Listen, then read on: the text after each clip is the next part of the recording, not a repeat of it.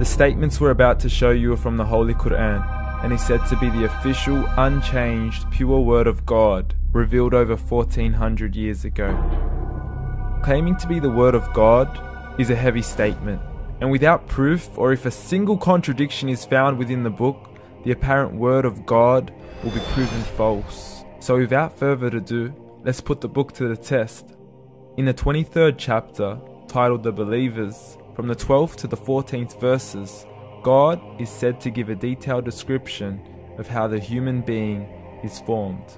It begins by saying, "We then placed him as a sperm drop in a place of settlement, firmly fixed.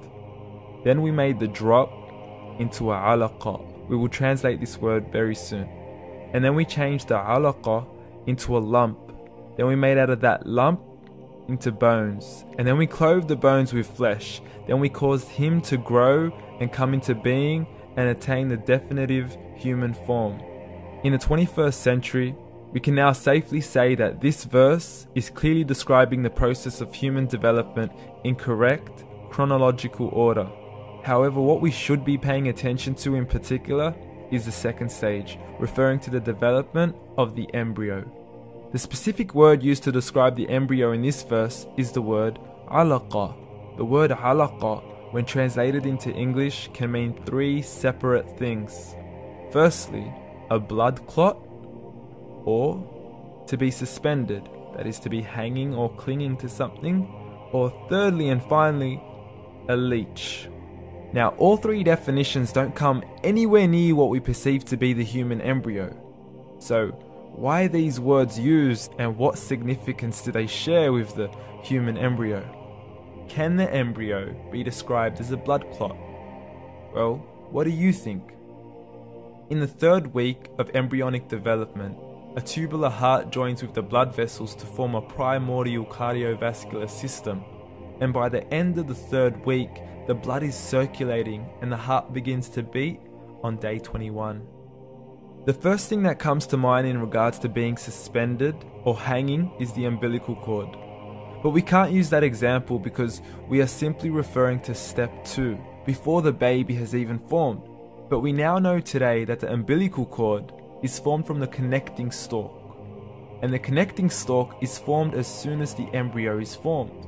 The embryo's connecting stalk has even been described by John Allen and Beverly Kramer as an object to suspend the developing embryo in the extra-embryonic column. So an embryo is suspended and does have a strong resemblance with a blood clot. What on earth would an embryo have to do with a leech? Figure A shows the structure of an embryo at 25 days. Figure B shows a leech. Now please note once again that the embryo in this stage is no greater than the size of a kernel of wheat. This is an X-ray of the embryo at 22 days. This is the internal structure of a leech. It's mind-blowing stuff, but you still haven't seen anything yet. This is the head of the embryo at 22 days. The detail you are seeing right now is absolutely impossible to be seen with the human eye and can only be seen with a microscope.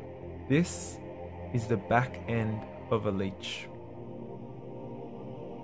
There's no other words used to describe this other than mind-blowing. The pictures we have shown you are impossible to be seen with the human eye or even to be predicted by the human mind.